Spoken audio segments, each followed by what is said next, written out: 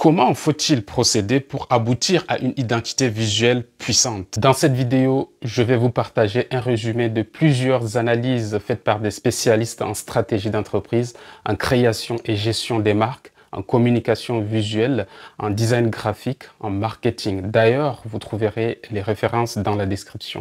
Alors, pour établir une identité visuelle influente qui peut convaincre facilement les consommateurs, il faut créer une idée autour du produit ou de service que vous proposez sur le marché. La marque que vous souhaiterez déposer pour votre produit ou service doit véhiculer un message. Elle doit promouvoir des valeurs, raconter une histoire. Elle doit promettre des vertus et donc répondre à un besoin. C'est donc de tous ces paramètres que découle votre identité visuelle.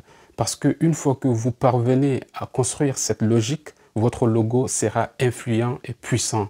Vous aurez même une facilité à lui attribuer des éléments graphiques comme la couleur, la forme, la police d'écriture, les symboles et d'autres signes d'identification. J'aime bien prendre l'exemple de Nestlé pour illustrer, car pour moi, elle reste une structure de référence, surtout dans le domaine de l'agro-industrie. Alors, lorsque vous prenez le logo de la société mère, vous constaterez qu'il y a une signification derrière cette illustration de la famille d'oiseaux solidaires dont la mère nourrit ses progénitures.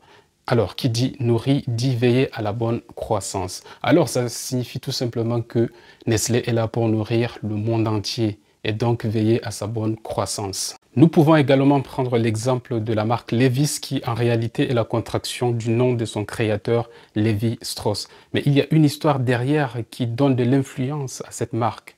En effet, Levi est parti d'un besoin pour les chercheurs d'or de San Francisco d'avoir des vêtements assez résistants à la boue des mines d'or pour confectionner à base d'un tissu teinté en bleu des vêtements assez solides répondant à la demande de ces orpailleurs. L'origine des tissus utilisés par Levi's a également augmenté sa valeur. Par exemple, les tissus provenant de la ville italienne de Gênes et ceux provenant de la ville française de Nîmes ont constitué des gammes à l'intérieur de la marque. Il faut aussi rappeler que l'identité visuelle de Levi's à l'origine illustrait un pantalon attaché à des chevaux dirigeant en sens opposé pour informer sur la résistance du produit au déchirement.